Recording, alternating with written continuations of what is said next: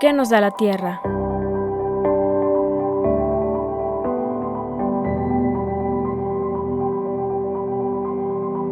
Agua, sol, fuego, aire. Sensaciones que al tocar nuestra piel nos emocionan o sabores que endulzan nuestros sentidos. En Tradecorp creemos que la tierra nos da mucho más. Nos da la oportunidad de cuidar su vida, de estudiarla e innovar en tecnología para mejorarla, sin dañar el medio ambiente. Nos da la oportunidad de ser cada vez mejores, de trascender ofreciéndole lo mejor de nosotros, para que en un futuro cercano, muy cercano, recibamos lo mejor de ella. Y esto que hacemos hoy por la tierra nos llevará a ser recordados mañana, porque estamos sembrando un mejor futuro para todos, lleno de alimentos más ricos y saludables que nos ofrecerán un bienestar a todos.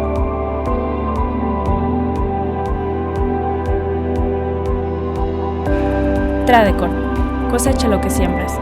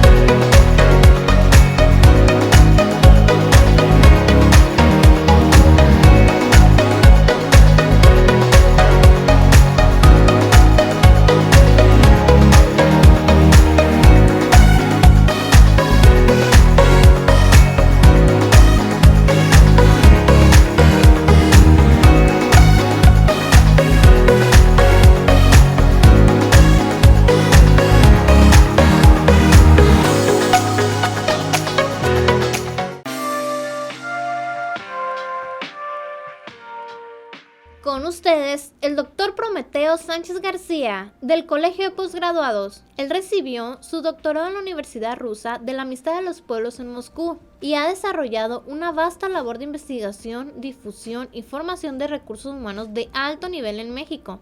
Además, ha dirigido un sinnúmero de tesis de maestría y doctorado, proyectos de investigación y desarrollos tecnológicos. El doctor participa con su ponencia. ¿Qué tal? Buenas tardes. Tengan ustedes, antes que nada, agradecer a los patrocinadores de este evento, a la empresa Tradecor, a Capaciagro, al equipo eh, de producción, ¿verdad? Al staff por apoyarme para que esta presentación salga lo más amena para ustedes. Y claro, sin dejar de agradecerles a ustedes por el tiempo, el espacio que dedican para este tipo de actualizaciones.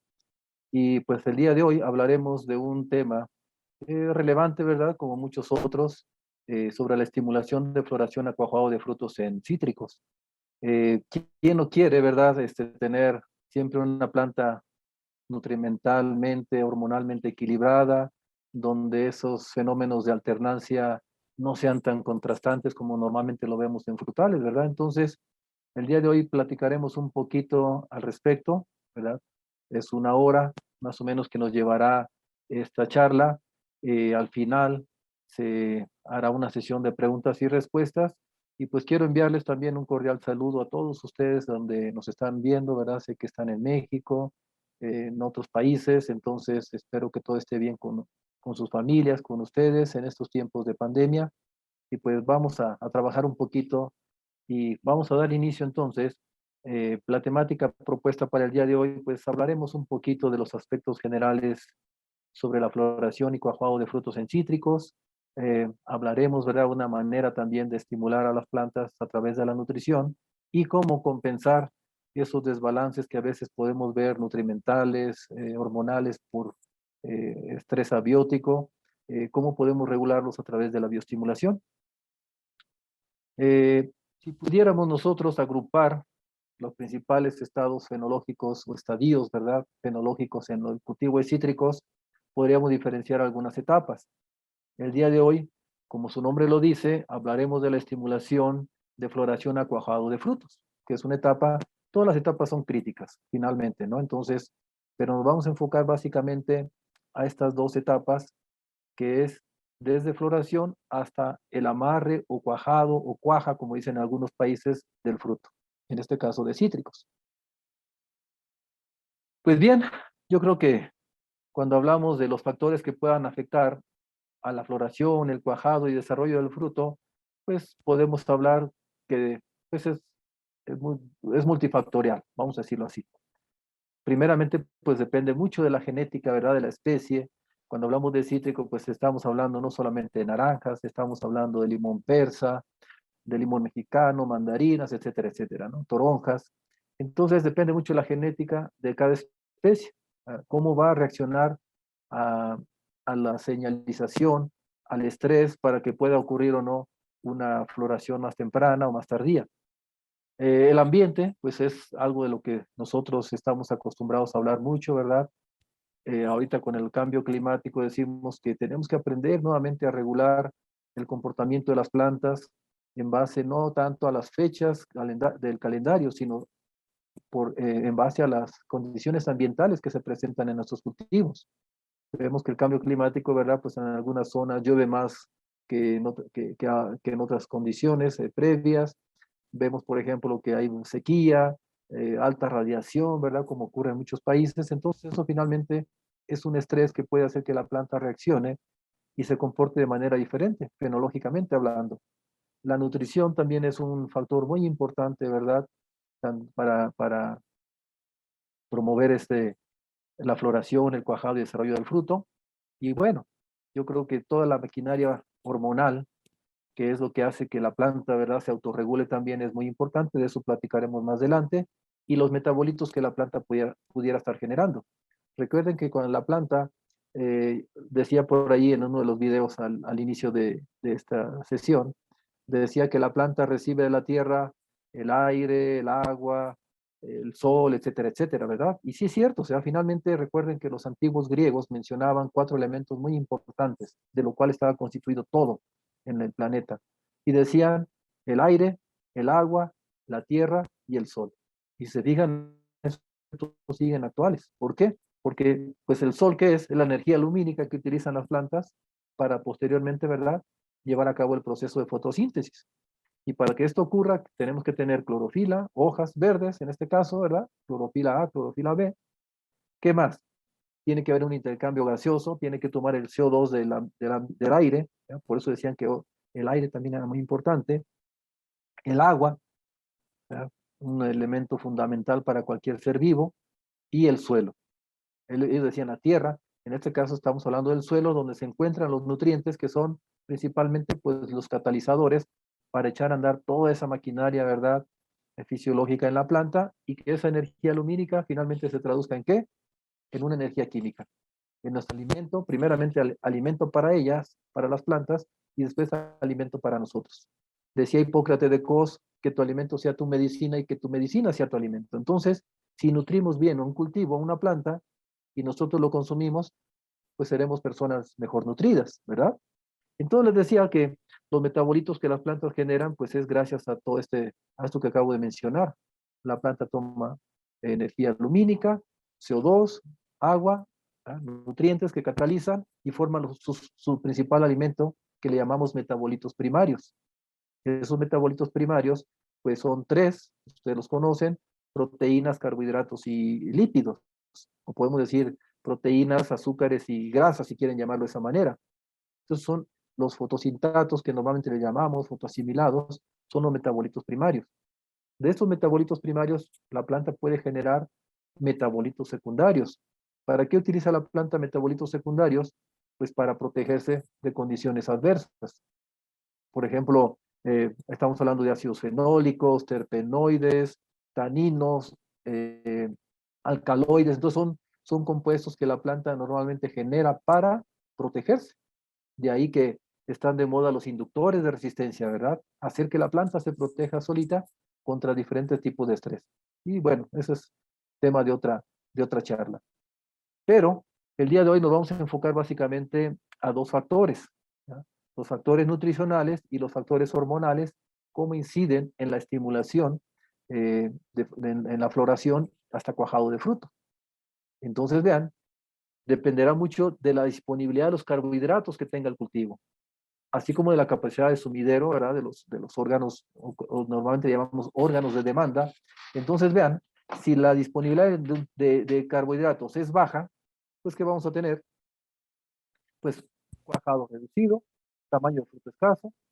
Si la capacidad de sumidero es alta, ¿verdad?, y una baja disponibilidad de carbohidratos, vamos a tener que un cuajado, vamos a llamarlo, eh, bueno, una disponibilidad de carbohidratos alta y una capacidad de sumidero alta, pues vamos a tener un cuajado suficiente y un tamaño de fruto adecuado, ¿no? Entonces, vean, está muy relacionado la cantidad de, de, de fotoasimilados que la planta demanda con la cantidad de fotoasimilados que la planta pueda generar. Entonces, cualquier estrés que la planta sufra se va a ver reflejado en qué, como decía ahí en el video, en una merma en la fotosíntesis. Y al disminuir los fotoasimilados, pues estamos hablando de que va a haber poca disponibilidad de metabolitos primarios, muchos de ellos que dijimos son carbohidratos. De ahí que una de las estrategias que se sigue mucho, ¿verdad? Creo que los españoles son los que más han trabajado estos aspectos, es de monitorear los grados Brix en raíces, en savia, ¿verdad? Como una manera, como un indicador de establecer la cantidad de alimento que la planta está fabricando. Entonces es algo que nosotros también tenemos que aprender a entender. Manipular, es decir, monitorear ese alimento que la planta está generando. ¿Por qué? Porque en base a eso vamos a ver si la planta va a amarrar flor o va a abortar fruto en base a la capacidad que tenga de qué, de generar esos carbohidratos. Bien, pues la floración es otra cosa más que la consecuencia de un conjunto decimos, de factores que promueven e inhiben a la mayor, algunos procesos fisiológicos. Y como dice ahí, pues muchos de estos procesos, si se fijan, todavía son un poco desconocidos, vamos a decirlo así. No se conoce a ciencia cierta todavía qué está pasando realmente durante el proceso de la floración. Por eso los fisiólogos están muy enfocados, ¿verdad?, a ver rutas metabólicas, todo esto para entender un poquito más qué sucede o por qué la planta, cuando recibe o no tal estrés, la planta tiende a generar qué, flores o no. Recuerden que la floración, la planta, ustedes cuando recibe un estrés, independientemente del tipo de estrés, ya sea salino, hídrico, eh, climático, nutrimental, pues la planta lo primero que hace es trata de reproducirse, es un mecanismo normal en los vegetales, ¿verdad? Entonces, de tal manera que nosotros podemos acelerar, ¿verdad?, el proceso de la formación de flores. Sin embargo, son plantas que todavía no están preparadas para soportar esa carga de flores. Entonces, aquí están viendo ustedes, decíamos, eh, pues en un esquema, pues lo que representa realmente una flor en el cultivo de cítricos, ¿verdad? Entonces, sabemos que tenemos ahí el gineceo y el androceo, que tiene que ver, ¿verdad?, con los órganos femeninos, órganos masculinos. Entonces, muchas de las flores son hermafroditas. Entonces, aquí tenemos un ovario que puede ser fecundado, ¿verdad?, por el polen que viene de las anteras, ¿verdad? Y tiene que atravesar un tubo polínico. ¿Por qué estoy mencionando todo esto? Porque muchos de las hormonas que vamos a mencionar, de los nutrientes, tienen que ver precisamente con el proceso o la formación de flores, ya sea su iniciación o la inducción floral, que son dos conceptos muy diferentes. Entonces, vean, la inducción floral en cítricos está influenciada, lo sabemos, por varios factores. Hablábamos ahorita de hormonales, nutrimentales, etcétera, pero mucho se ha hablado de los factores ambientales, como la temperatura, el agua, la cantidad de luz, etcétera, etcétera. Se dice, por ejemplo, que los cítricos en condiciones de trópico responden mucho al estrés hídrico, ¿verdad? Y por eso se induce la floración. Sufre un estrés la planta, un estrés hídrico, y eso genera un estímulo para generar, ¿qué? Flores. A diferencia de condiciones subtropicales, donde se dice que el estrés está generado más que nada cuando viene de una temperatura fría a una cálida, ¿verdad? En Veracruz podemos tener ese tipo de condiciones, en Sonora, por ejemplo, ¿verdad? Donde tenemos un invierno bien marcado y un verano bastante marcados. Entonces, cuando hace frío, hace bastante frío, cuando hace calor, hace demasiado calor, ¿no? Podemos ver ahí para Poza Rica, todos esos lugares. Entonces les decía, vean cómo ese tipo de mensajes que la planta recibe, o llamémosle estrés, pues puede inducir o no la floración. O incluso se dice que pueden responder incluso hasta el fotoperiodo, ¿verdad? Entonces, ¿qué hormonas están involucradas para tener una floración de calidad y homogeneidad óptimas? Recuerden que las hormonas pueden estar, finalmente todas están presentes en la planta. En ciertas etapas hay mayor concentración que otras y viceversa. Entonces, las principales hormonas, por llamarle clásicas, ¿verdad? Sabemos que hay otro tipo de nuevas hormonas, por llamarlo así, brasinoesteroides, etcétera, pero las hormonas más clásicas que les decimos, pues son las hormonas de crecimiento y las hormonas del estrés. Cuando hablamos de hormonas de crecimiento, pues tenemos a las citocininas, que decimos que son despachadoras. Las auxinas decimos que son activadoras, activadores. El ácido giberélico se dice que son agrandadores, ¿verdad? Nos ayuda a generar tamaños de frutos, etcétera. Las hormonas del estrés, pues sería el etileno. El etileno es un regulador. ¿Qué pasaría si solamente la planta generara auxinas, ¿verdad? Eh, pues, pues tiene que haber como un límite, pues. Porque si no, ¿qué pasaría? Pues empezarían a mandar auxinas a los meristemos apicales y nunca llegaría a las raíces. Entonces, el etileno decimos que es el regulador, ¿no? Trata de ir regulando esos excesos de hormonales.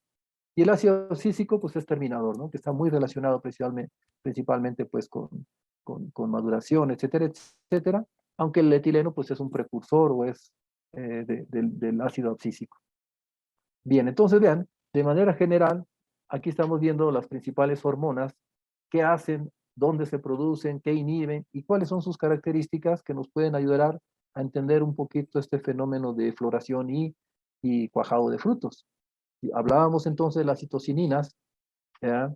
Dijimos que estas nos ayudan en la división y diferenciación celular, reducen la senescencia, por eso, ¿a quién inhibe? Al ácido abscísico, ¿ya? ¿Dónde se producen? En meristemos apicales, en las raíces. ¿Qué características? pues de este tipo de hormonas que se requiere nitrógeno para su síntesis, ¿verdad? Las auxinas activan y dirigen la división celular, así como el movimiento de los fotosintatos en toda la planta. Vean, las auxinas son las que se encargan de movilizar el alimento que ya fue generado precisamente en las hojas. ¿Dónde se producen las auxinas? En las hojas. ¿Qué características tiene esta hormona? Que su ausencia provoca ¿qué? Caída de flores y frutos en la mayoría de los cultivos. Entonces ya estamos hablando entonces que la auxina es una hormona que está muy relacionada con el tema del día de hoy, ¿verdad? Es una hormona que está relacionada con la falta de esta hormona o un bajo, vamos a llamarle así, aporte de este tipo de hormonas, pues puede evitar, ¿verdad?, tener una buena floración o un buen desarrollo de frutos. ¿Qué más? El aumento de las auxinas causa, al contrario, ¿verdad?, dormancia de yemas vegetativas y reproductivas. También el exceso de auxinas en frutos activa ¿qué? Al etileno y el ácido abscísico, lo que hace que maduren más prontamente los frutos, ¿ya? Entonces vean, tenemos que ir regulando pues a la planta, hormonalmente hablando, y para eso tenemos que estar en campo, tenemos que ver cómo la planta está respondiendo a los diferentes tipos de estrés. El ácido giberélico se dice que estimula el crecimiento y el alargamiento de las células, incrementa el efecto sumidero. Entonces, si empieza a haber una elongación, un crecimiento, en este caso de tejidos, de células, a su vez tejidos y órganos, pues se incrementa el efecto sumidero. ¿Qué es? El efecto sumidero, pues normalmente decimos en fisiología vegetal, le llamamos, también tiene una connotación muy que se le llama zinc metabólico, ¿no? Zinc con S, que son órganos de demanda, ¿no? Eso se llama el efecto sumidero, cuando la planta demanda, ¿no? En este caso, entonces se producen el ácido giberélico, ¿ya? Pues se almacenan en los nudos, decimos, pero se requieren auxinas para su síntesis. Entonces, vean cómo están relacionadas las hormonas entre ellas. ¿A quién inhibe? Ácido abscísico y al etileno. Entonces son enemigos, por llamarlo así. ¿Qué dice? El ácido giberélico, su ausencia también puede ocasionar ¿qué? Aborto de flores y también de frutos. Entonces el ácido giberélico reduce el proceso de maduración y mantiene los tejidos más, le llamamos, se avejentan menos rápido, es decir, son más juveniles, más vigorosos, ¿verdad? A través del ácido giberélico podemos generar esas características. Y bueno, tenemos entonces, dijimos también a las hormonas del estrés, que es el etileno y el ácido abscísico. El etileno, pues no es otra cosa más que un gas que las plantas producen, que dijimos, para regular el movimiento de las hormonas. Entonces, dijimos que no puede la planta solamente producir auxinas, sino también tiene que haber una autorregulación. ¿Ya? ¿Qué dijimos? Excesos de una hormona te puede generar problemas y para eso la planta trata de autorregularse y por eso decimos que el etileno es el regulador dentro de la planta.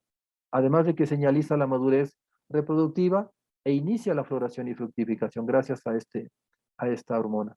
¿Dónde se produce? En las células, inhibe auxinas.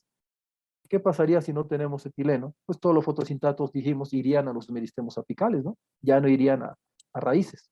Por eso dijimos que el etileno es un regulador, ¿verdad? Estimula el crecimiento del ácido abscísico, bueno, están muy relacionados.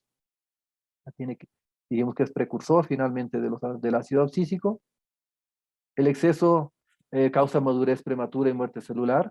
Bajo estrés señaliza para síntesis, dijimos, de proteínas protectoras. Entonces, vean, a través de la inducción o la síntesis de etileno, nosotros podemos ayudar a la planta ¿para qué? Para que se proteja contra ciertas condiciones adversas. El ácido abscísico, para terminar esta pequeña introducción, es el responsable de la madurez celular y de la terminación del crecimiento de la célula. Está muy relacionado con maduración, donde se produce en raíces y siempre se mueve cuando la planta recibe un estrés.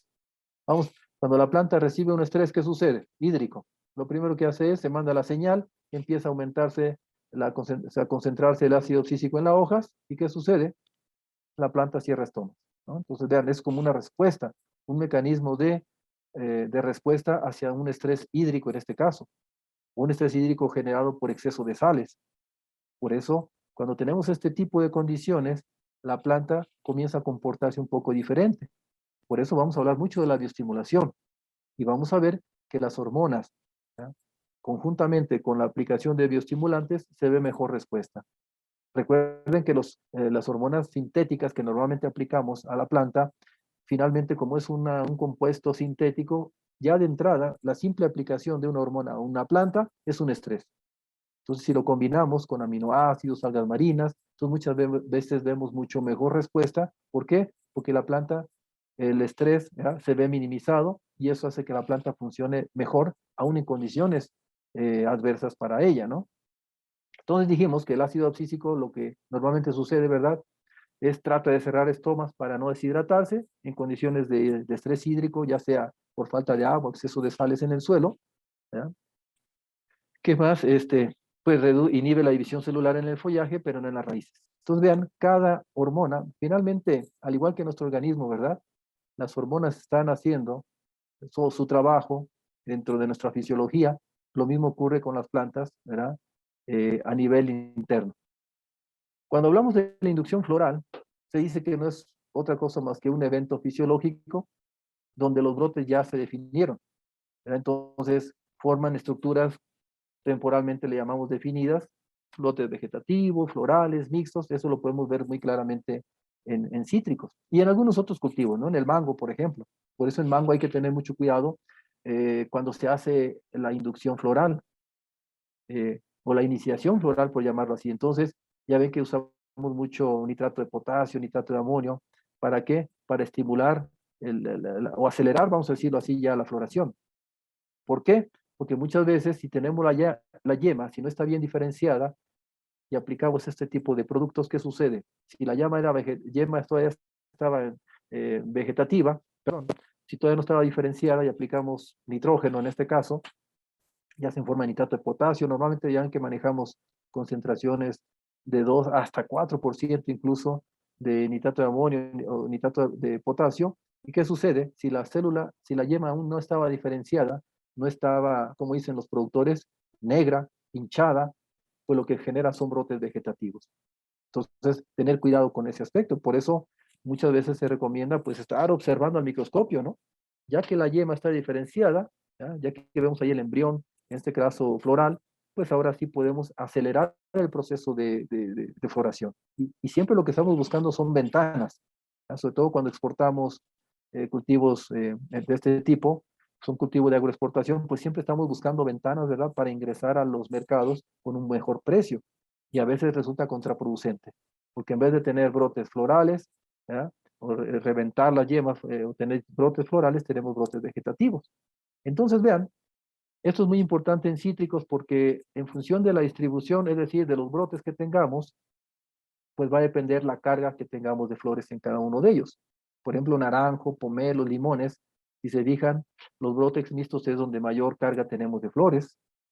En clementina, mandarinas, por ejemplo, podemos llegar a tener en las flores solitarias la mayor carga floral, vamos a decirlo así, ahí se concentra la mayor cantidad de flores.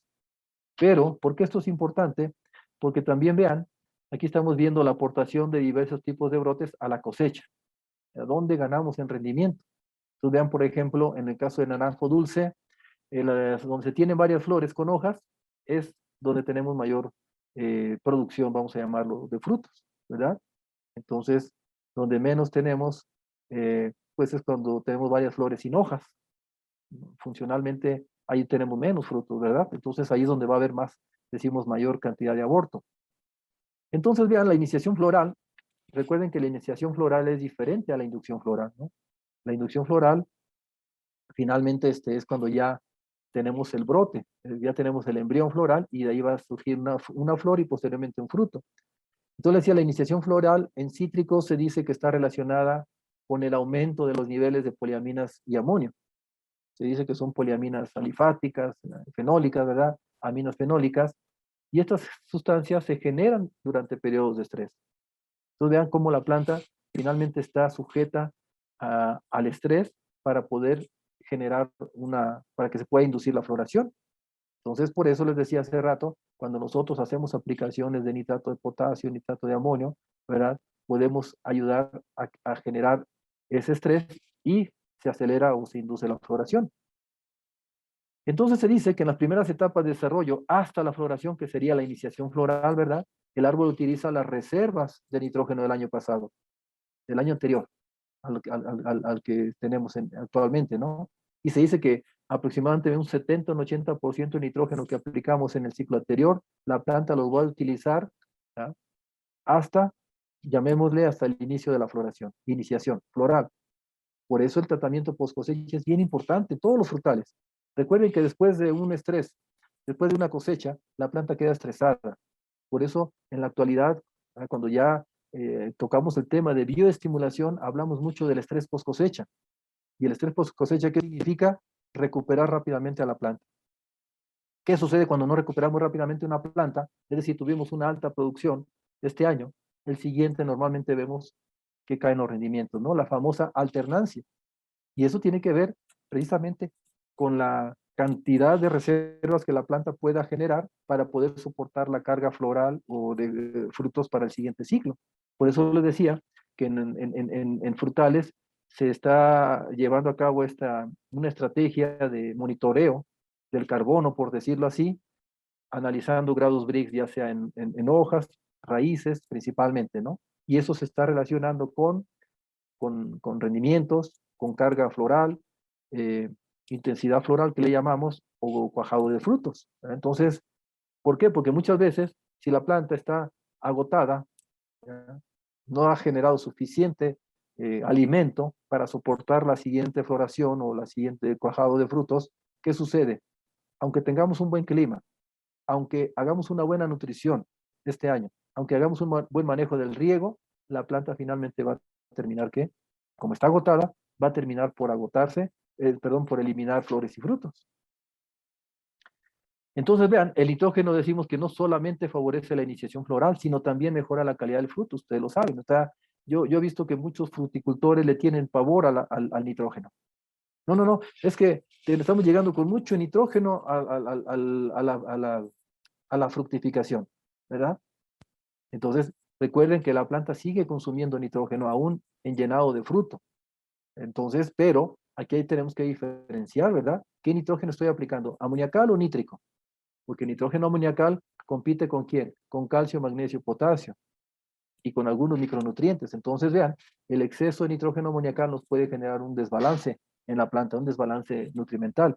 Y vemos reflejado, pues, en aborto de fruto, una mala firmeza, pocos sólidos solubles totales, etcétera, etcétera, ¿no? Entonces, pero es por el tipo de nitrógeno que normalmente utilizamos. Entonces, el nitrógeno amoniacal hay que cargarlo más hacia la etapa vegetativa. El nitrógeno nítrico lo cargamos más hacia la etapa de fructificación, ¿verdad? Y en floración, pues tratamos, claro, de bajarle al nitrógeno y tratar de utilizar preferiblemente, pues también nitrógeno nítrico. ¿Verdad? ¿Para qué? Para evitar ese antagonismo del amonio con calcio y con algunos otros nutrientes que están muy relacionados con floración. Por eso nos apoyamos mucho con los análisis foliares. Y vean, cuando hablamos de exceso de nitrógeno, para mí el exceso de nitrógeno no es como normalmente lo manejamos. Es decir, tengo 4% de nitrógeno en la hoja. Eso es mucho, claro. Y lo vemos reflejado en el cultivo, ¿no? Un desbalance muy fuerte. Aborto de flor, etcétera, etcétera. ¿Qué sucedió ahí? Que tenemos demasiado nitrógeno con relación a quién? Al resto de los nutrientes. Mucho nitrógeno, poco fósforo, poco potasio, poco calcio, poco magnesio, poco, etcétera. Eso es un desbalance muy fuerte. Y eso se va a ver reflejado en qué? Pues en una mala floración. Y decimos, no, el nitrógeno es malo porque por eso hubo tanto aborto de flor. Sí, ¿y saben por qué es malo? Porque todos los demás nutrientes estaban bajos. ¿Quiénes? Todos los que están relacionados con floración. Fósforo, calcio, boro, zinc. Entonces, ¿qué tenemos que hacer en esos casos? Cuando tengamos una planta sobrenitrogenada. Normalmente lo que hacemos son aplicaciones foliares con molibdeno, ¿verdad? Rápidamente procesar ese nitrógeno y tratar de cargarle al calcio y a los micronutrientes, ¿verdad? Tratar de equilibrarlos, vamos a llamarlo así, con relación al nitrógeno. Pero bueno, digo, eso normalmente lo tenemos que hacer con análisis foliares. Pero vean, cuando hablamos de iniciación floral, inducción floral, pues podemos también hacer un buen manejo de este principio, de esta etapa, con el uso de aminoácidos. Muchos de estos aminoácidos que ustedes ven en pantalla, que normalmente vienen en los cócteles, todos tienen, yo digo que son multifuncionales, polifuncionales incluso. Son 20 aminoácidos que vienen en diferentes proporciones. Entonces tenemos aminoácidos de síntesis o obtención mediante hidrólisis ácida, puede ser, mediante hidrólisis enzimática, es decir, yo le quito a la materia prima el aminoácido que a mí me interesa, y vamos a ver que de estos 20 aminoácidos hay algunos que están directamente relacionados con el tema del día de hoy. Vean, por ejemplo, tenemos aminoácidos que les llamamos alifáticos, como la glicina, leucina, que contribuyen a qué? Intervienen en la polinización y fecundación floral. Entonces están muy relacionados con la floración, ¿verdad? La leucina, ¿qué hace? Incrementa la producción, ayudando en la fecundación y amarre de los frutos. Entonces vean, estos dos aminoácidos ya están directamente relacionados, uno con floración y el otro con cuajado de fruto. Isoleucina ayuda en la producción de energía. Recuerden que cuando la planta se genera, ¿verdad?, una buena cantidad de flores, pues es un desgaste energético enorme que sufre la planta. La planta se desgasta energéticamente normalmente cuando genera, ¿qué? Raíces y cuando genera flores. Son dos etapas muy críticas. Por eso ahí no puede faltar, por ejemplo, el fósforo, el ATP que se genera en el proceso de respiración, pero necesitamos fósforo. Por eso el fósforo es muy importante en formación de raíces y en floración, para que se lleve a cabo, ¿verdad?, el ciclo de Krebs y se genere energía. Entonces, la isoleucina, como dice ahí, nos ayuda ¿qué? En la producción de energía, que es muy importante precisamente en el proceso de floración, porque el desgaste energético de la planta es muy alto, el consumo de carbohidratos, y además hay un desgaste energético muy fuerte. La prolina, vean, participa en el equilibrio hídrico de la planta. Entonces, ¿qué es lo que hace la prolina en las plantas? Normalmente, ¿verdad?, eh, se señaliza de tal manera que la planta empieza a mandar ¿qué? Muchos azúcares a las raíces, osmolitos le llamamos, ¿no? De tal manera que la presión osmótica interna llega a ser mayor que la externa, y el agua entonces ya no se sale de la planta, ¿ya? Que es el proceso de un estrés hídrico que sucede cuando tenemos un exceso de sales. Por ejemplo, cuando la presión osmótica externa es mayor que la interna, se sale el agua, y por eso le llamamos sequía fisiológica, ¿no? Entonces, ¿qué es lo que hace la prolina? Es un aminoácido que ayuda, decimos que es un osmoprotector, equilibra hídricamente a la planta. ¿Para qué? Pues para que pueda funcionando normalmente o casi normalmente en condiciones de estrés.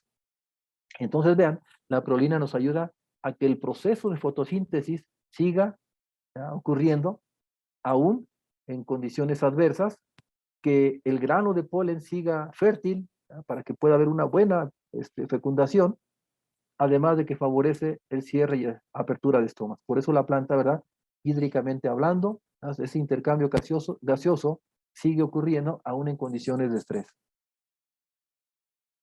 También tenemos aminoácidos aromáticos, ¿verdad?, la tirosina, que ayuda, como dice, en la formación de energía durante el ciclo de Krebs. Recuerden que nosotros cuando respiramos generamos energía. Las plantas cuando respiran generan energía. Entonces, y esa energía normalmente se genera ¿dónde? En las mitocondrias. Recuerden que la planta cuando, a través de sus raíces, ¿qué hace? Respiran. Por eso, ahorita vamos a tocar un poquito este tema, ¿no?, de las raíces, porque es el cerebro de las plantas. Recuerden que todo lo que sucede en la planta está mediado por las raíces. Por eso tenemos que cuidar siempre raíces. Tenemos que estimular el desarrollo de raíces, cuidarlas. ¿Y qué vemos? En la mayoría de los casos, vemos zonas, por ejemplo, pues mismo Veracruz, en Michoacán, vemos zonas donde tenemos muchos suelos vertisoles. ¿Qué son suelos vertisoles? Son suelos muy pesados. ¿Qué significa pesados? Que tienden a compactarse muy fácilmente. ¿Y eso qué significa? Poca oxigenación, un mal desarrollo de raíces. ¿Qué más? Poca oxigenación, por lo tanto vemos aborto de flores y aborto de fruto, más que si tuviéramos una condición de un buen desarrollo de raíces, una mejor oxigenación, como lo vemos, por ejemplo, en Perú, en esas zonas, ¿verdad?, de la zona costera de este país, donde pues tenemos suelos prácticamente arenosos, o si nos vamos hacia el norte de México. Entonces les decía, vean lo importante que es la respiración para generar energía, y esa energía puede servir para un mejor amarre de flor y un mejor cuajado de frutos. Pero esas raíces tienen que tener, ¿qué? Azúcares, carbohidratos. Entonces vean, no solamente es aplicar hormonas y nutrientes, hay que cuidar todo, los procesos fisiológicos en la planta, todos son muy, muy importantes, y todos esos te van a impactar, ya sea favorable o negativamente, en el amarre de flor o en el cuajado de frutos. La trionina, pues también, ¿verdad? Es un aminoácido hidroxilado que también ayuda en la generación de energía, todo lo que estoy mencionando ahorita, ¿verdad? Los aminoácidos básicos que dicen nos ayudan precisamente a mitigar los efectos del clima. Sigue formándose clorofila, sigue habiendo fotoasimilados, aún en condiciones de estrés, como decíamos ahorita, ¿no? Hay zonas como el norte de nuestro país donde o hace mucho frío o hace demasiado calor, ¿verdad? Entonces, estos cultivos todo el tiempo están bajo estrés. Entonces, tenemos que manejar ese estrés, pues para que la planta pueda hacer, ¿no? Pueda trabajar normalmente y después no le echemos la culpa al clima. Ah, es que por eso la planta abortó, porque pues el clima no era favorable. Claro, ¿verdad? Puede ser que el clima esté influyendo, pero el uso de los bioestimulantes, en este caso aminoácidos, nos ayudan a tolerar mejor ese estrés. Y por lo tanto la planta funciona mejor y disminuye fuertemente el aborto de flores. La arginina estimula el crecimiento de raíces junto con la metionina. Ya vieron, por eso hablé mucho, ¿verdad? De las raíces. Tiene una acción rejuvenecedora en la planta, además de que participa en la síntesis de clorofila y movimiento de fotosintaxis. ¿Ah? Las toxinas dijimos que se encargan de hacer este trabajo, ¿verdad? La arginina también es uno de ellos. ¿Qué más? Mejora la asimilación de nutrientes. Además, la arginina, vean, es precursor de la síntesis de auxinas. ¿Ya? ¿Cómo están relacionados de alguna manera? Por eso, cuando ustedes han aplicado aminoácidos, ustedes ven una mejora en las plantas, porque finalmente la planta tiende a autorregularse, no solamente fisiológicamente, sino también hormonalmente, vamos a decirlo así. La histidina protege a las plantas por daños de exceso de radiación, se involucra, vean, en la síntesis de biosíntesis del triptófano, que finalmente precursor de las toxinas, mantiene sanos los tejidos. Y para terminar esta parte de los aminoácidos, ¿verdad? Hablemos del ácido glutámico que estimula el crecimiento vegetal, mejora los procesos fisiológicos, pero vean lo que tiene que ver con el tema de hoy. Mejora el poder germinativo del grano de polen, la elongación del tubo polínico, que muchas veces por eso vemos mucho aborto de flor. ¿Por qué? Porque no alcanza a haber una buena fecundación, una buena formación de flor, ¿no? Por eso a mí seguido me mandan fotos de algunos cultivos, me mandan el fruto, todo deformado. A veces los sépalos se unen al fruto, etcétera, y me preguntan qué está sucediendo. Les digo, es un problema climático y ese problema se tuvo desde la floración. Entonces vean, hay ocasiones que incluso la flor no se aborta, pero el fruto sí sale de mala calidad. Y todo esto tiene que ver, ¿qué dijimos? Con un problema climático. Y claro que el clima tiene un efecto muy fuerte sobre el desarrollo de los cultivos, pero tenemos que aprender entonces también a convivir con ese tipo de climas, como lo hacen todos ustedes. Entonces vean, el zinc es un elemento que también es muy importante, ustedes lo saben, en la floración. Desafortunadamente en muchas zonas donde tenemos pHs muy alcalinos, pHs arriba de 8, empezamos a ver muchos problemas con deficiencias de zinc. O hay suelos que también se dice que a nivel mundial los suelos son pobres en zinc, se está perdiendo mucho el zinc. ¿Ya? El zinc tiene que ver mucho con el sistema inmunológico en los seres humanos, pero también en las plantas decimos que el zinc normalmente es un elemento que está relacionado con división celular. Entonces esto me está diciendo que el zinc tiene un impacto favorable en el alargamiento de los tubos polínicos que pueden fecundar una flor, ¿no? Entonces vean, esos tubos polínicos se elongan y pasan por el estigma hasta caer el ovario, depositar el polen y ocurre de manera favorable pues el proceso de fecundación. Entonces vean, ahí está involucrado el zinc, por eso decimos que el zinc es un elemento que está relacionado con la, con la floración. Pero vean, en este caso, de este trabajo de Hassan, aquí vemos cómo donde se aplicó foliarmente pura agua, ¿verdad? Entonces decimos agua común, cuando ustedes hagan experimentos donde hagan aplicaciones foliares con productos, siempre tengan un testigo. No solamente son dosis o épocas de aplicación, sino que también acompañen esos tratamientos. El testigo sería aplicar pura agua, porque el agua puede traer algunos elementos, ¿no? Que puedan incluso estar generando cierta respuesta de las plantas. Entonces, para evitar ese error, pues normalmente utilizamos agua. El agua que usamos para las aplicaciones foliares hacemos ese sería como nuestro testigo absoluto, por llamarlo así. Entonces vean, 2 aplicaciones foliares con zinc y vean, frutos cuajados se incrementan, frutos caídos disminuyen.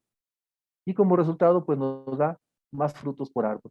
Y eso tiene que ver desde la floración, ¿no? Por todo lo que ya les mencioné, en donde está involucrado precisamente el zinc. El fósforo, ya les dije, es un elemento importantísimo, no solamente en la formación de semillas, también en, finalmente, en la generación de energía. La floración se requiere que, dijimos que es una etapa donde hay un desgaste energético muy fuerte, y ahí está involucrado precisamente el fósforo. Por eso, cuando ustedes hacen trabajos, ¿verdad?, de aplicaciones de fósforo, gradualmente, pues vemos este tipo de respuesta. Por ejemplo, para este trabajo, pues se vio que la respuesta ocurrió cuando la mejor respuesta ocurrió cuando tenemos 200 gramos, se aplicaron 200 gramos de fósforo por árbol. Pero fíjense, ah, siempre que lean un artículo o vean ese tipo de trabajos donde vemos la respuesta a la aplicación de fósforo, a la respuesta a la aplicación de potasio, etcétera, etcétera, siempre chequen bajo qué condiciones se hicieron esos trabajos, ¿verdad? ¿Por qué? Por ejemplo, yo he visto trabajos en limón mexicano, y cuando empiezo a ver los rangos óptimos de hierro en hojas para el limón mexicano estoy pensando trabajos que se desarrollaron en Michoacán y en Colima. ¿Qué condiciones tenemos en esas zonas? Suelos alcalinos. El agua de riego que viene de la montaña, ¿verdad?, tiene muchos bicarbonatos. Eso hace que el pH sea muy alto. pH es de 8. ¿Qué me genera un pH de 8 en esos suelos? Y limón mexicano, ¿verdad?, que es muy sensible a la clorosis férrica. Pues que cuando yo haga análisis, haga muestreos y haga ese tipo de estudios, que voy a encontrar los niveles de hierro bajos. De tal manera que cuando yo veo esos artículos y comparo los niveles de hierro con los de otros países, veo que los están subestimados. ¿Y qué estoy haciendo yo? Cuando yo hago un análisis foliar y lo cotejo contra esos rangos, ¿qué voy a encontrar? Y yo digo, estoy dentro del rango, y ves la planta con clorosis férrica, pero la planta está bien. Entonces vean, tengan cuidado cuando vean este tipo de trabajos. ¿Por qué les digo esto?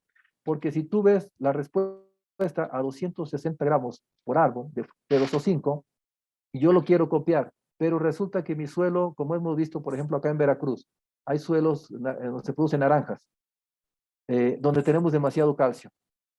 Un suelo con demasiado calcio, así le pongan media tonelada de P2O5, posiblemente no vean respuesta. ¿Por qué creen?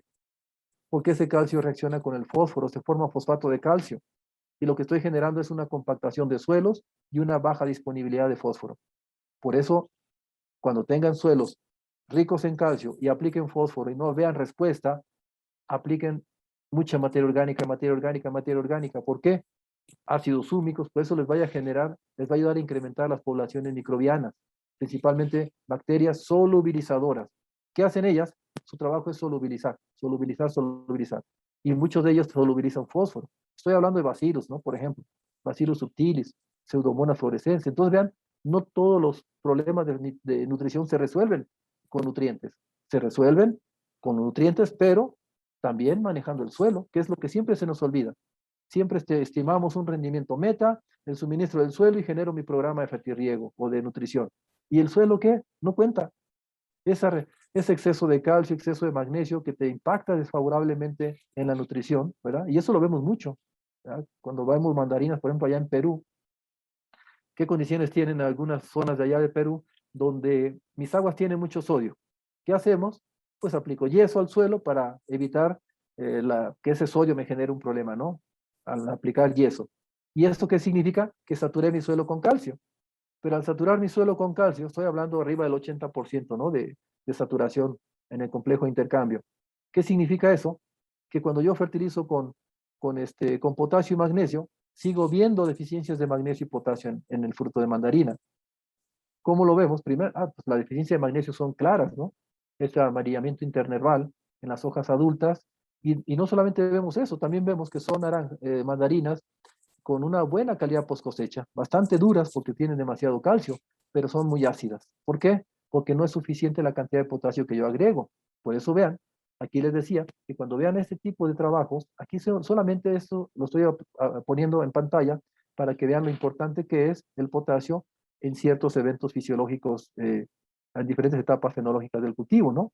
Entonces vean que finalmente el potasio es un elemento que se dedica a qué, se mueve a los fotoasimilados que se generan en la hoja. Yo digo que decimos que es un translocador de azúcares, un translocador de carbohidratos, ¿no? Entonces, todo el alimento que se genera en la hoja, sí es cierto, puede moverse con las toxinas, pero también el potasio es un elemento que se encarga de mover, ¿qué? Ese alimento a flores, a raíces, a frutos, órganos de demanda. El calcio, ustedes lo saben, es un elemento que no puede faltar nunca en cítricos, por muchos factores. El calcio te da elongación de raíces, ¿verdad? Te ayuda a promover el desarrollo de raíces. ¿Qué más te da el calcio? Se dice que el calcio también está relacionado, al igual que el zinc, en la elongación del tubo polínico, ¿verdad? Para fecundar una flor. Entonces, vean, el calcio es un elemento que no puede faltar de ninguna manera, sobre todo en cultivos de alta, que generan mucha flor. Cítricos, aguacate, papayo, mango, todos ellos que generan mucha flor, no puede faltar, ustedes saben, ni el calcio, el zinc, el boro y el fósforo, ¿no? En términos de nutrientes. Vean, por ejemplo, la falta de calcio, como dice ahí, en naranjo, puede generar, ¿qué? Caída de fruto. Es decir, tenemos ahí, empieza a formarse el frutito, empieza a haber una cuaja y de repente por falta de calcio cae. Y eso pasa en muchos cultivos, ¿eh? A mí me ha tocado ver cómo la falta de calcio, ya tenemos el fruto formado y todo, ¿verdad? Tanto que nos desgastamos para tener un frutito cuajado y de repente la falta de calcio hace que caiga. Justo ya casi llegando a maduración puede llegar a caerse, ¿ya? Por falta de calcio. Y como les decía, ¿no? La deficiencia de magnesio, muchas veces, aunque no le pone una atención al magnesio, es un elemento clave en los cítricos. Y por eso ustedes van a ver siempre, cuando tenemos un exceso de calcio, deficiencias de magnesio. El magnesio está relacionado también con ¿qué? Con fotoasimilados, pues es la principal molécula, la molécula de clorofila es el principal elemento. Por lo tanto, ¿qué vemos ahí? ¿Ya? Que el magnesio es parte estructural de la molécula de clorofila. Y cuando tengo un exceso de calcio, ¿qué vamos a ver? Problemas con magnesio. Y seguimos aplicando magnesio y no vemos respuesta. Ahí lo que hay que hacer es saturar, ¿verdad? Hacer enmiendas con magnesio, tratar de equilibrarlos en el complejo de intercambio en el suelo y hacer aplicaciones foliares. Eso nos va a llevar años, pero hay que hacerlo, ¿verdad? Entonces les decía, el magnesio está muy relacionado también con ¿quién? Con color. ¿Qué más nos da el magnesio? Grados Brix, rendimiento. Pues sí, ¿por qué el magnesio nos da todo eso? Pues porque es parte estructural de la molécula de clorofila y mientras más clorofila tenemos más que fotoasimilados, más azúcares, más carbohidratos, vamos a decirlo. Entonces vean, por eso mientras más alimentos me genere la planta, mayores rendimientos, más grados Brix, ¿verdad? E incluso está muy relacionado con el color de los frutos. No solamente el potasio, el boro. Por ahí hay unos trabajos clásicos de la doctora Lobat, ¿verdad? De la Universidad de California, en Riverside, donde habla cómo el boro es tan importante, ¿verdad? En la floración, tanto para cítricos como para aguacate y muchos otros cultivos, ¿no? Ella ha trabajado más en cítricos y aguacate. Entonces el boro es un micronutriente de suma importancia, sabemos, en la floración. ¿Por qué? Porque es el que nos da la viabilidad, la fertilidad del polen. Un polen viable, pues hay mayor probabilidad de que ese ovario sea fecundado y me dé un buen fruto, ¿ya? Entonces aquí estamos viendo aplicaciones foliares con boro, me da pues mayor, el boro también es un elemento que le llamamos ¿qué? Translocador de azúcares, ¿no? Muchas veces vemos que el fruto no tiene suficiente grados Brix o sólidos solubles totales y pensamos que es potasio, ¿no? También puede ser un problema que tengamos con el boro, ¿no? Y bueno, se dice que los micronutrientes, el cobre, manganeso, hierro y el zinc, que ya lo platiqué, pues están directamente relacionados con el control hormonal. Por eso cuando ustedes apliquen hormonas, normalmente vienen acompañadas con ¿qué? Esas aplicaciones, con calcio y micronutrientes, ¿verdad? Estos elementos son reguladores hormonales, equilibran a la planta. Al igual como dijimos que lo hacen los aminoácidos, los micronutrientes, el calcio también son ¿qué? Reguladores hormonales.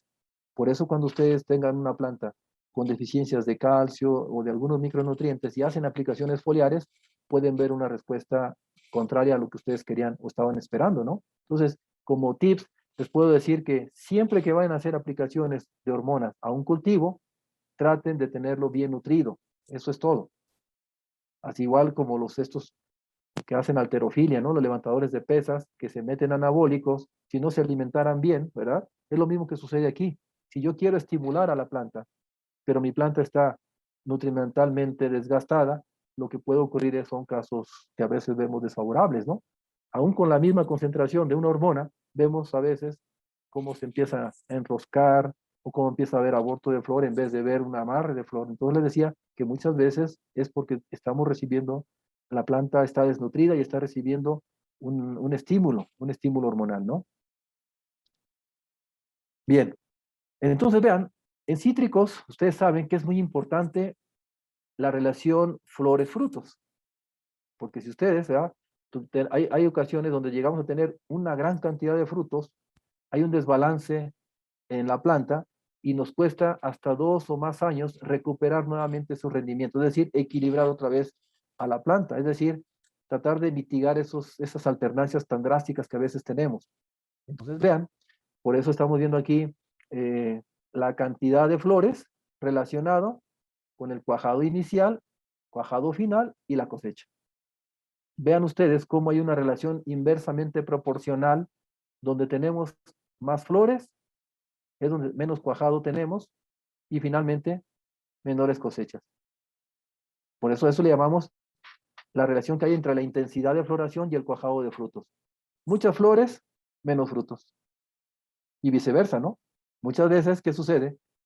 Tenemos tanto rendimiento que eso nos puede impactar en la floración del siguiente ciclo. Vean por qué son importantes el manejo, el estrés post cosecha, que le llamamos. Tratar de recuperar a la planta rápidamente. ¿Para qué? Porque si mis rendimientos fueron excelentes, muy buenos, que eso no me impacte en la siguiente floración. Entonces, hay una relación inversamente proporcional, ¿verdad? De tal manera que si falta producción continua y está originada por exceso de flores en los cítricos, una manera de frenar esto es haciendo aplicaciones foliares con ácido giberélico, ¿no? Es la única manera como ustedes van a poder resolver este problema. Sobre todo en cítricos que tienen semilla, ¿no? Donde no tiene semilla, este fenómeno es menos común, ¿no? Pero en cítricos con semilla es muy común que tengamos precisamente este detalle. Altos rendimientos, baja floración. Baja floración, altos rendimientos y así, ¿no? Sucesivamente. Entonces, exceso número de flores, bajo cuajado, falta de producción. ¿Qué es lo que estamos viendo en este cuadrito, no? Vean, a mayor cantidad de flores, menos cuaja y por lo tanto menos rendimiento.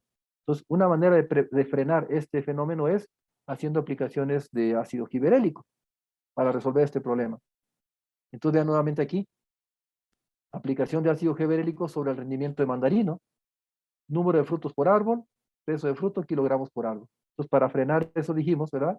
Vean, se hacen aplicaciones de ácido giberélico y podemos incrementar el número de frutos por árbol y el peso de frutos y los rendimientos.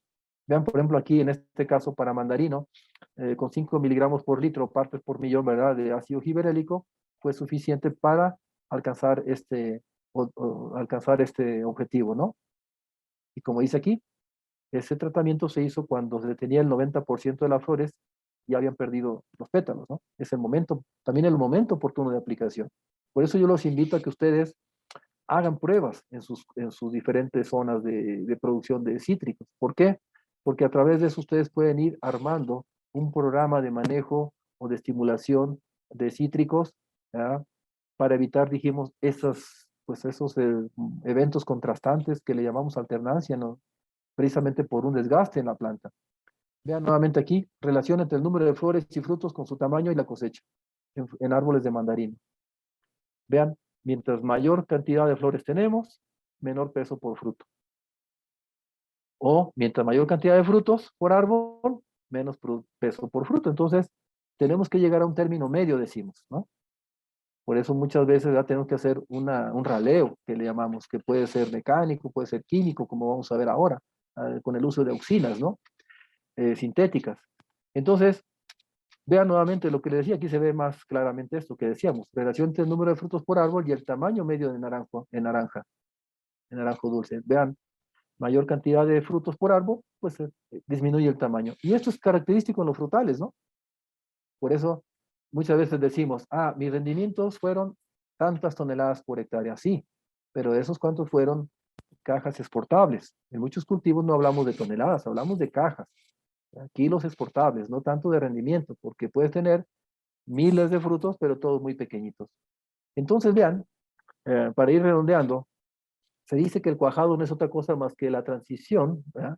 Del ovario a fruto. Es decir, el ovario finalmente es el que nos va a dar el fruto, ¿no? Entonces, esa fecundación del ovario hasta la formación de un frutito que le decimos, pues recibe el nombre de cuajado. Entonces, se dice que este cuajado está basado principalmente en la división celular, síntesis hormonal, y se requiere, que dijimos, también una gran cantidad de energía. Ven lo importante que es recuperar una planta después de una cosecha fuerte, ¿no? Uno dice energía, que está relacionado pues con carbohidratos. Por eso les decía que si ustedes puedan estar monitoreando los grados Brix con cualquier refractómetro, puede ser ocular, puede ser digital, si pueden medir los grados Brix tanto en el extracto celular de peciolo, ¿verdad? Incluso en los pedúnculos, que serían esta parte, ¿no? Los pedúnculos pues es lo que une, vamos a decir, al tallo o la hoja con el fruto. El peciolo pues es lo que une a la rama con la hoja, ¿no? Entonces, si ustedes pueden monitorear allí los grados Brix y además pudieran estar monitoreando los grados Brix en raíces, eso te puede ayudar a entender qué tan desgastada está tu planta. Y si está muy desgastada, tenemos que recuperarla y normalmente se hace dándole de comer agua y bioestimulación, aminoácidos, algas marinas, etcétera, etcétera. Entonces vean, las giberalinas endógenas son las que principales responsables del cuajado del fruto en los cítricos, ¿ya? Entonces tenemos que hacer aplicaciones para aumentar, ¿qué dijimos? El, el efecto sumidero, ¿no? De los frutos. Y ahí es donde entran, pues, todo esto que ya estuvimos mencionando de los nutrientes, ¿no? Aquí Agustí, él separa el cuajado entre cuajado inicial y cuajado final. El cuajado inicial, él le llama al porcentaje de ovarios que reanudan el crecimiento después de la antesis. Recuerden que antesis se deriva de la palabra griega que significa floración, ¿no? El cuajado final, porcentaje del número de flores que forman finalmente un fruto. ¿Ven? Entonces, lo que me interesa finalmente no es el cuajado, sino el cuajado final. Ya ven que hay mucho aborto que le llamamos o pérdida de fruto fisiológica. Entonces aquí están viendo ustedes también, vean, cuando el fruto crece muy lentamente, ¿verdad? Cuando hay un aporte muy lento de carbohidratos, cuando el fruto está creciendo muy poco, hay menor amarre de fruto. Allí ustedes van a ver caída de frutos, ¿verdad? Aquí se ve claramente, ¿verdad? Abscisión de frutos en porcentaje contra la tasa diaria de crecimiento. Mientras más lento crece el frutito, ¿verdad? Que lo vemos allí que está amarrado, entre comillas, mientras más lento sea su crecimiento, ¿qué significa? Mayor porcentaje de aborto. Entonces hay que acelerar, ¿verdad? Esa, llenado de fruto. Primeramente, pues la hoja tiene que estar generando carbohidratos, ¿ya? Fotosimilados. Y después tenemos que retraslocarlos. Ahí tiene mucho que ver el mismo potasio, ¿verdad? Que más las auxinas, que son movedoras de los fotoasimilados. Entonces, vean, para eso se hacen trabajos de este tipo donde se ha visto que la aplicación foliar con auxinas de síntesis, ¿verdad? Le llamamos aplicaciones exógenas, ¿no? De auxinas sintéticas, pueden ayudar a qué? A un mejor cuajado de fruto. Vean aquí, por ejemplo, se trabajó con estos auxinas de síntesis, ¿verdad? Sintéticas que le llamamos, de vía exógena, 2,4-D, diclopror, fenotiol y TPA, ¿no? Entonces vean cómo aquí se reduce la caída de frutos precisamente con la aplicación de este tipo de enzimas. Y como les decía, vean, ya lo platiqué anteriormente, la compactación de suelos te genera un problema muy fuerte en las raíces y por lo tanto puedes tener mayor cantidad de caída de flores y frutos. Aquí se ve claramente, esta foto la tomé por allá una ocasión en Apatzingán, en Michoacán, ¿verdad? Y pues pareciera que esto es normal, decimos, esto es aborto, es normal, ¿no? Son un aborto de fruto fisiológico, caída fisiológica, ¿no? Que le llamamos, sí, al igual que en aguacates, decimos, es normal que tire la flor, pero es normal, sí, pero no hasta ciertos niveles. Entonces tenemos que cuidar ese equilibrio en las plantas. Entonces, normalmente los ácidos húmicos nos permiten de alguna manera a poder mejorar estas condiciones. Imaginen esos suelos vertisoles que vemos en Veracruz, en Michoacán, en Colima, en muchas zonas donde se producen cítricos. Vean, son pobres en materia orgánica, por eso vemos esa falta de agregación, ¿verdad? Vean, son suelos bastante pesados, ahí tenemos, vean, poca respiración, incluso hasta se llega a observar la cola de cochino, ¿no? Porque son suelos tan duros que la raíz de sostén, ¿no? Vamos a decir, que va hacia el interior del centro de la tierra, ¿verdad? Pues llega un momento en que se topa con, a veces hasta con, ¿cómo le llamamos? Este suelo endurecido de petate y empieza a enroscarse. Ya podemos ver incluso, y empezamos a ver plantas con menor desarrollo. Todo esto pues, finalmente se va a ver reflejado se va a ver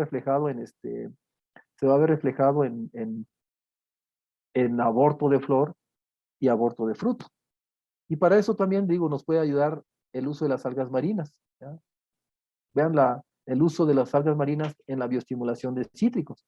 Aquí, por ejemplo, hay un trabajo donde se ve el rendimiento exportable acumulado de 3 temporadas de naranjos Fukumoto cuando se hicieron aplicaciones de Ascophyllum nodosum. Recuerden que tenemos 3 tipos de algas marinas, ¿verdad? Ya por ahí alguno de ustedes mencionaba que tomó una charla al respecto. Hay muchos tipos de algas, ¿verdad? Rojas, azules, eh, pardas, que son las que más utilizamos, que es Durbilea antártica, Eclonia máxima y Ascophyllum nodosum. Esta última es la que más utilizamos. ¿Para qué? Para generar cierta estímulo en las plantas que puedan tolerar ciertos tipos de estrés. Entonces, vean, aquí están viendo ustedes un trabajo que se hizo en naranjos con las aplicaciones de Ascophyllum nodosum. Entonces, vean ustedes cómo cuando se hicieron aplicaciones, bueno, aquí no se aplicó nada, aquí se aplicó en la etapa floración cuajado de fruto, y aquí se hizo en la etapa floración, más otra aplicación en el cuajado de fruto, más otra aplicación en la caída fisiológica. Entonces vean, cuando se hizo la aplicación en la etapa floración y en el cuajado de fruto, es donde se vio mejor respuesta, ¿ya? Comparado con el testigo donde no se aplicó nada. ¿Ya? Y claro, todo esto tiene que verse con retornos. Aquí ustedes, porque muchas veces dice uno, ¿y no será que estoy gastando al incorporar o al aplicar algas marinas? Pues no siempre, ¿verdad? Por eso es importante que se hagan análisis no solamente estadísticos, sino también económicos. Por ejemplo, aquí en este trabajo se evaluó el efecto eh, o el retorno, vamos a decirlo así, de mandarinos de la aplicación de algas marinas, en este caso Ascophyllum nodosum. Vean, de diferente procedencia o diferente marca, si ustedes quieren. Vean cómo, independientemente de la marca, en todos los casos hubo una respuesta favorable comparado con el testigo. Entonces, el retorno siempre fue mayor cuando se aplicó Ascophyllum nodosum en mandarino que cuando no se aplicó. Entonces, vean qué hacen las algas marinas finalmente para ver ese efecto favorable. Primeramente, ¿ya? Que ayudan en la fisiología de la planta. Regulación estomatales, cierre y apertura de estomas. Conductancia hidráulica quiere decir que la planta sigue tomando agua y aportando sobre todo aquellos nutrientes que se mueven por flujo de masas, ¿verdad? Como el calcio, el magnesio, los nitratos, los sulfatos. Esos se mueven con base a los flujos de transpiración, es decir, la planta transpira y jala estos elementos. Por eso, vean, aún bajo condiciones de estrés, la planta sigue absorbiendo agua y por lo tanto sigue tomando estos nutrientes. Además, vean, mantiene un estrés hídrico favorable en raíces. Vean, hay un equilibrio hormonal entre el etileno y las auxinas a nivel raíces. ¿Qué más? Elimina las especies reactivas de oxígeno, que son los famosos radicales libres, ¿no? Que se generan cuando la planta sufre un estrés oxidativo generado por algún estrés abiótico, vamos a pensar, ¿no? Clima, falta de agua, exceso de sales. Crea estabilidad en las membranas y osmoprotección. La osmoprotección es lo que yo les decía, ¿no? Que es cuando tenemos un exceso de sales muy fuerte en el exterior y eso hace que la planta no consuma agua, al contrario se deshidrata, ocurre una sequía fisiológica y por lo tanto la planta pues se está sufriendo ese estrés. Entonces lo que hacen las algas marinas también tienen ciertos componentes dentro de su composición química, como son el manitol, ¿verdad? Que son azúcares que nos ayudan finalmente a qué? A incrementar el número de osmolitos en las raíces y eso evita que se salga el agua aún en condiciones de alta salinidad, ¿verdad? Entonces vean, aquí ustedes están viendo cómo el manejo de auxinas, ya hablábamos ahorita cómo se puede ayudar al cuajado de frutos, pero vean qué sucede cuando se aplican las auxinas solas comparadas con la aplicación o la mezcla de auxinas con algas marinas. Vean, aquí se hizo una aplicación en la floración más cuajado de fruto, en la caída fisiológica y el efecto sinérgico del extracto de algas con las auxinas sintéticas. Vean que cuando se combinan es donde mejores respuestas se obtienen, ¿ya? Por eso, aquí no es tanto ¿qué son mejores? ¿Aplicar las algas marinas o aplicar las hormonas? Finalmente, pues seguimos recurriendo a las hormonas sintéticas. Entonces, pero ustedes vean cómo hay un sinergismo entre el uso de algas marinas, en este caso con auxinas sintéticas. Y se obtiene mejor que cuajado, mejor rendimiento y por lo tanto mayores rentabilidades. Y ya para terminar, algunos trabajos, ¿verdad?, de estimulación de cuajado en fruto de limón persa. Aquí vemos, por ejemplo, también algunos tratamientos donde el rayado de la corteza, pues es algo que se maneja en muchos lugares, ¿verdad? El rayado no es otra cosa más que consiste en hacer un corte alrededor del perímetro, ya sea del tronco, sobre todo de las ramas principales, ¿no? Entonces vemos que esto puede ayudarnos a mejorar el cuajado de frutos. Eso lo he visto en muchos lugares, ¿verdad? A veces llama la atención ver esto, pero bueno, es muy común, precisamente para favorecer el cuajado de frutos. Entonces, es un trabajo que se hizo en limón persa, donde se comparó el rayado de corteza, la aplicación de algas marinas, 5 litros por hectárea, aplicaciones de boro, el rayado de corteza con boro y el rayado de corteza con algas. Entonces, vean, en cualquier tratamiento que se evaluó, se hicieron las evaluaciones, ¿verdad? Para ver el cuajado de fruto en limón persa, todos fueron estadísticamente diferentes al testigo. O sea que cualquiera de estas prácticas, ¿verdad? Claro, aquí fue más significativo y fue mayor la retención final de frutos, el cuajado que le decimos, cuando se hizo el rayado, más la aplicación de boro. Por eso le decía que este tipo de trabajos ustedes los tienen que realizar finalmente bajo sus condiciones. Entonces vean nuevamente aquí el efecto del rayado de ramas, 25 a 30 días después de la antesis, sobre el número de frutos cosechados en cítrico, vean, donde no se hizo el rayado, a donde se hizo el rayado, ¿no? Entonces ahí lo que se está haciendo es manejar una relación carbono, nitrógeno, si fuera el caso, ¿verdad? Acumulación de carbohidratos, y eso mejora finalmente la, este, el cuajado de frutos. Nuevamente vean el número de frutos caídos, pues aquí es al contrario, ¿verdad? Todos los tratamientos que se hicieron, ya sea rayado, con aplicación de algas, por separado o con boro, ¿verdad? Aquí vemos, hubo menos caída de frutos comparado con el testigo donde no se hizo ninguno de estos tratamientos. Nuevamente el efecto de tratamientos en el diámetro de fruto en limón persa, nuevamente vemos, ¿ya?, que cualquier tratamiento que se haga es estadísticamente diferente al testigo. Me dice que cualquiera de estas técnicas funciona, ¿verdad? Cuando vemos esas letras diferentes. El efecto de tratamientos en el peso de frutos en limón persa, ¿ya? Nuevamente, cualquiera de estas técnicas funcionó con relación al testigo donde nos hicieron. Recuerden que cuando vean ustedes, cuando lean artículos o vean este tipo de gráficas, si ustedes ven letras diferentes, significan que hubo estadísticamente, cuando se aplicó el método científico, hubo una diferencia entre aplicar o no aplicar ese tratamiento. Y si esta letra A, ¿ya?, es diferente a la letra C, pues quiere decir que es el testigo, significa que hubo un efecto favorable, ¿ya?, al hacer este tipo de tratamientos. Si ven esta letra A y aquí ven esta letra A, te dice que da lo mismo hacer el rayado y aplicar boro que hacer el rayado y aplicar algas marinas. Entonces es lo que te está diciendo, ¿verdad? Cuando son letras iguales. Bien, para terminar entonces, como conclusión podemos decir que la combinación de las diferentes estrategias nutrimentales, hormonales, además de la bioestimulación, ya vieron, por eso quise ir terminando, ¿verdad?, con esta charla, donde se combinan esas prácticas hormonales con bioestimulación y se ve una sinergia y vemos las mejores respuestas. Entonces, si combinamos estas estrategias, podemos obtener un balance óptimo de flores y cuajado de frutos sostenidamente. ¿Esto qué significa? Que, que impactamos menos en la alternancia en el cultivo de cítricos. Bien, pues yo con esto, ¿verdad?, termino mi presentación. Agradezco a todos su presencia y pues seguimos entonces en este evento. Muchas gracias. Apreciable audiencia, a continuación comenzará la ronda de preguntas y respuestas. Si aún no participa con la suya, puede hacerlo ahora escribiendo en la sección de preguntas o en el chat.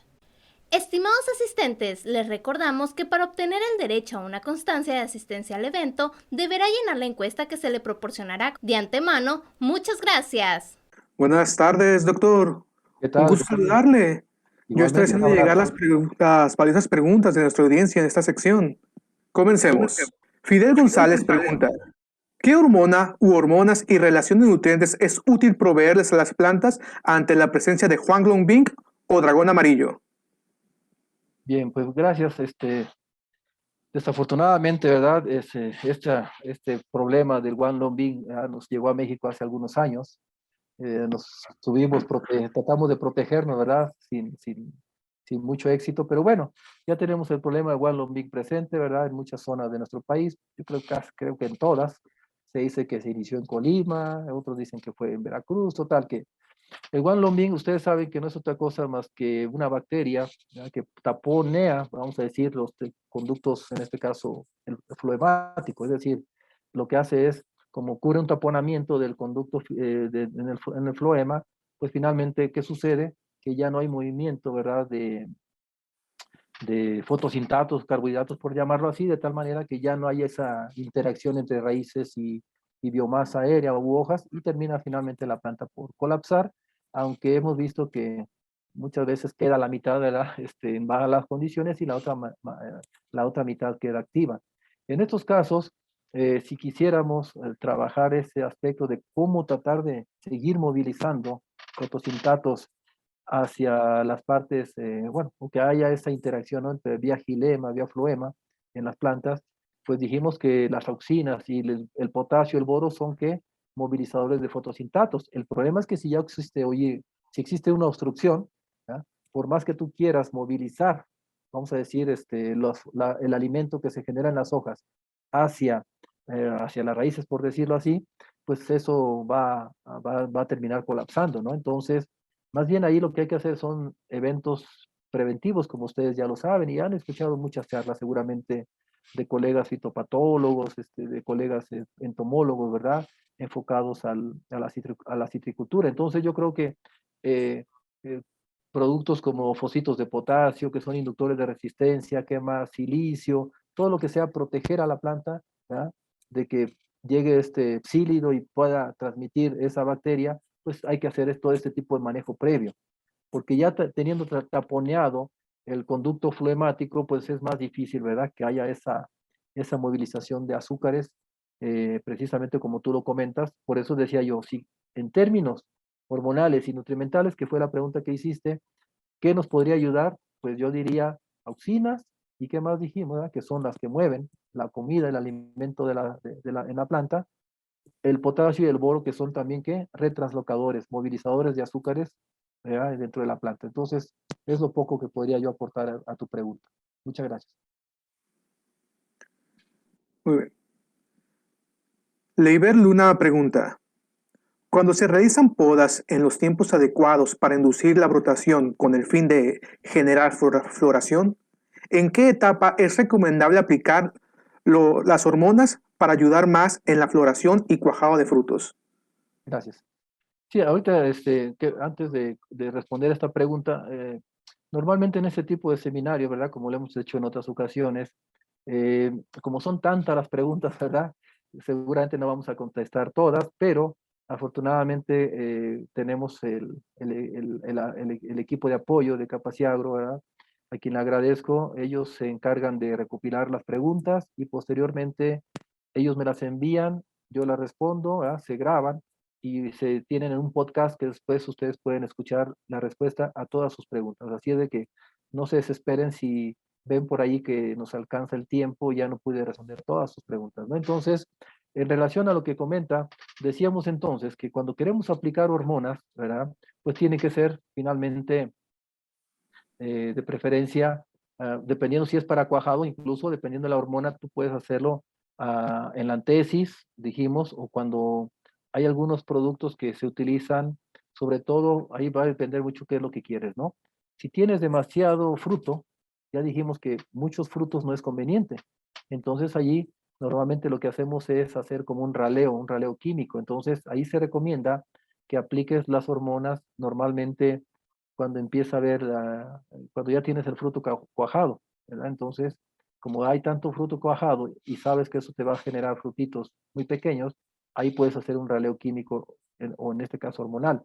¿Qué más? Pero si lo que quieres es inducir o trabajar en floración, pues tienes que hacerlo previo a este evento. Es decir, cuando ya tienes brotes vegetativos bien desarrollados, que dijimos, maduros. Les decía que en el caso del mango es muy fácil verlo. Creo que en naranjo también se ven las yemas, decimos, hinchadas, muy verdes, es un color verde bastante oscuro. Es el momento oportuno para tratar de inducir o acelerar en el caso de la floración, ¿no? Entonces, ahí va a depender mucho qué es lo que quieres. Si quieres hacer una inducción floral o quieres hacer un amarre de fruto. Entonces, sí tiene que ser previamente a cada uno de estos eventos, ¿no? A cada uno de estos estadios. Pero siempre tiene que ser previo.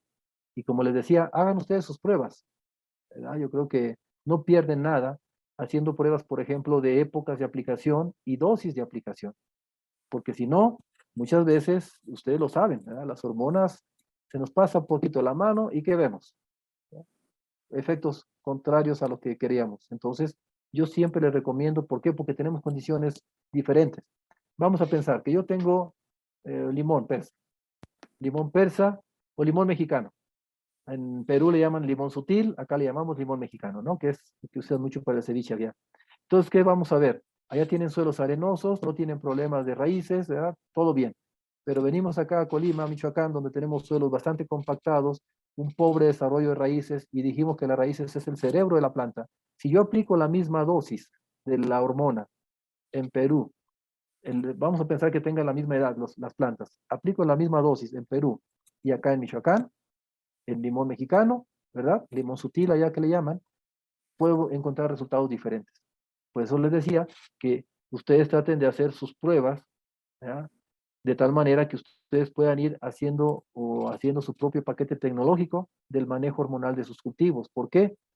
Porque sus condiciones son muy diferentes. Y por eso en la literatura tú siempre escuchas que acá una dosis de 5 partes por millón fue poco y en otros países de repente ves que 5 partes por millón fue mucho. Entonces les decía que siempre traten de hacer sus pruebas para evitar este tipo de contradicciones, ¿no?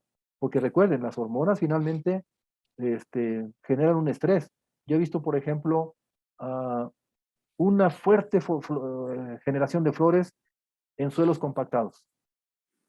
¿Por qué vemos mucha formación de flores cuando yo estimulo la floración en un suelo, en un cultivo que está en un suelo compactado? ¿Saben por qué? Porque recibe doble estrés. Finalmente el estrés hídrico ya es un estímulo para que la planta genere flores. Después venimos con una estimulación hormonal y ¿qué vemos? Las plantas se llenan de flores. Y uno dice que bueno, no, tiene que haber un equilibrio entre flores también y hojas. Demasiada flor tampoco es bueno. Lo que vemos es que termina abortando casi todo. ¿Verdad? Entonces se llenan de flores, es más, a veces ni se ven siquiera las hojas, y ese exceso de flores, ¿ya? Es tanta carga o intensidad floral que dijimos que termina por haber menos cuajado y menos rendimiento. Entonces, tengan cuidado con todo esto que estoy platicando. Por eso les digo, hay que hacer pruebas, ¿verdad? Hay que hacer pruebas siempre, cuando trabajen con hormonas, ¿no? La siguiente pregunta. Claro, doctor. José Luis Martínez Carrillo pregunta, en mandarina se presentan frutos amarillos desde el cuajado y no cambian a través del desarrollo, mientras que otros en la misma planta están verdes. ¿Cuál puede ser la causa de este amarillamiento y cómo combatirlo? Sí, ahí depende muchas veces, dijimos, son factores genéticos, son factores ambientales o factores de manejo, ¿no? Ahí sí sería interesante ver, pero muchas veces vemos que también la intensidad luminosa puede impactarte, pero si estás viendo esa variabilidad de color en la misma planta, puede ser una cuestión hormonal, ¿verdad? Precisamente, puede ser una falta de potasio que también nos da el color, el magnesio, entonces te decía que sí, efectivamente sería interesante checar en qué condición te encuentras, porque no es normal tener esa variabilidad en la misma planta, ¿no? Donde tienes frutos verdes, frutos, entre comillas, ya maduros, entonces podría ser un problema hormonal, un problema climático, un problema nutrimental, cualquiera de los tres. Por eso sí, no es suficiente, ¿verdad? Con esa, solamente manifestar porque a mí muchas veces me mandan una foto y me dicen, ¿qué tiene mi planta? Si yo veo un solo fruto, no me dice nada. Si yo veo una sola hoja, no me dice nada, pero cuando yo empiezo a ver ya un patrón de distribución, y empiezo a ver que eso es generalizado, que ocurre en las ramas viejas, que ocurre en cierta parte del árbol, entonces eso ya me está dando ese patrón de sintomatología que me están manifestando las plantas, me puede dar mucho más información, ¿no? Entonces sí, para mí, que eso que comentas, pues puede ser un problema climático, un problema hormonal, un problema nutrimental, ¿no? Cualquiera de estos que mencioné.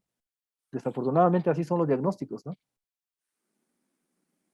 Sí, a la siguiente. José Luis Soriano pregunta, ¿cuál sería la recomendación para inducir la floración del limón ante próximas bajas temperaturas? ¿Y cuál sería la recomendación para la floración después de una poda, hablando de productos hormonales y nutricionales?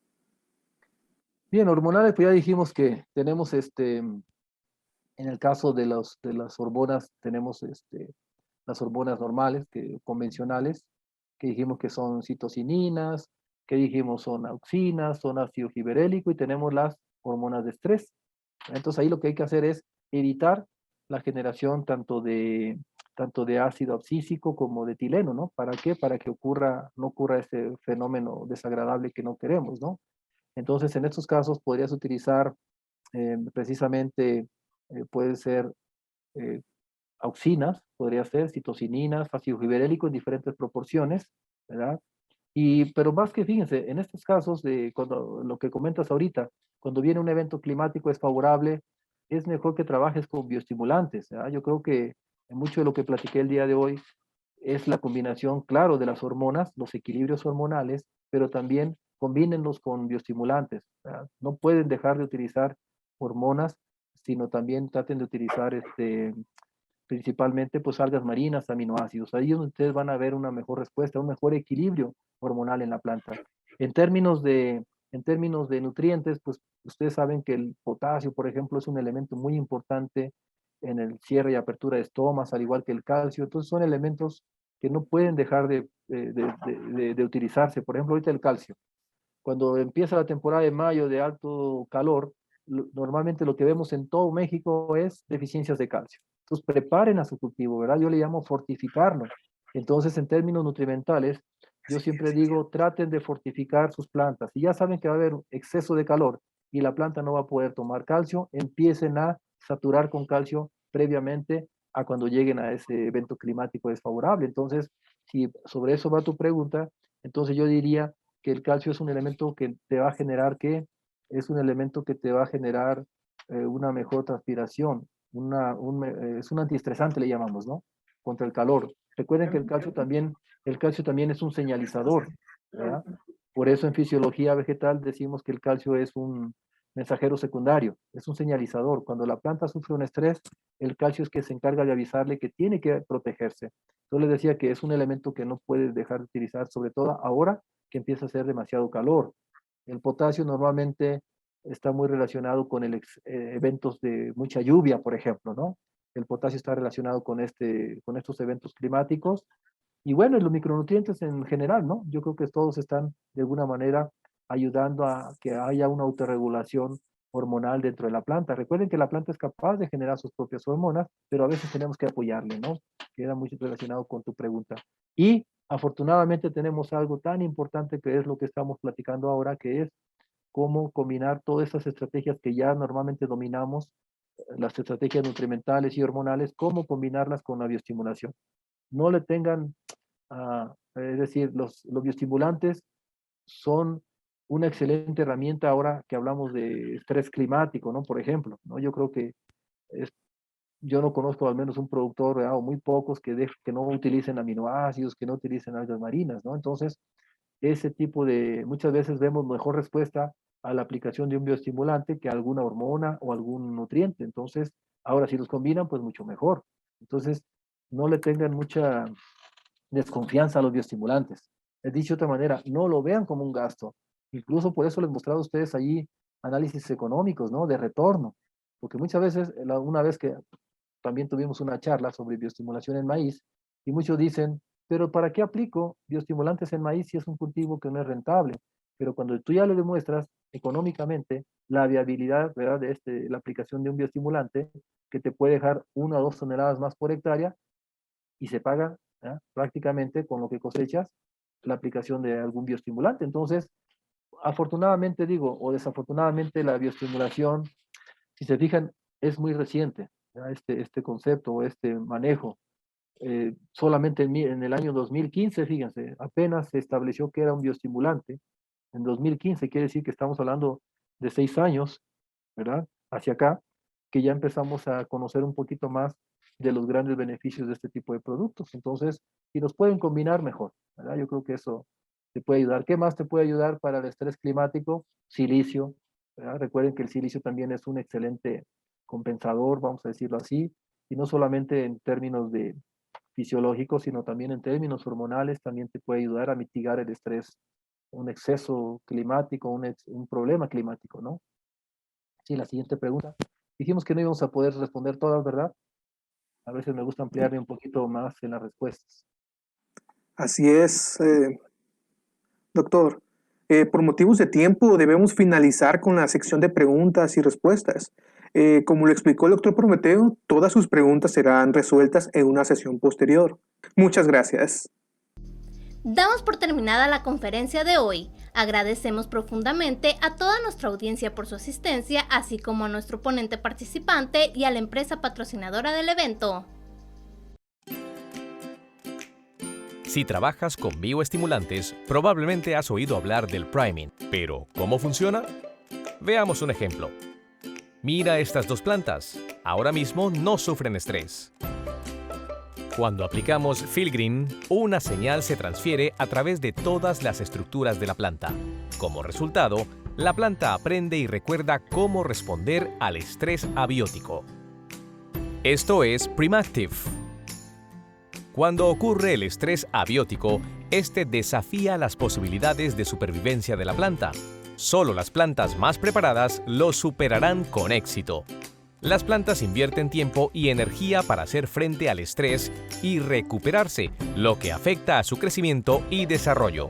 Mientras que la planta sin tratar intenta recuperarse del estrés, la planta bajo el efecto Primactive continúa creciendo y desarrollándose gracias a una menor necesidad de energía y una capacidad de reacción más rápida ante el estrés abiótico. ¿Tu beneficio? Con Primactive previenes los efectos del estrés abiótico, favoreciendo así la mayor calidad y rendimiento de tus cosechas, incluso en las condiciones más desfavorables.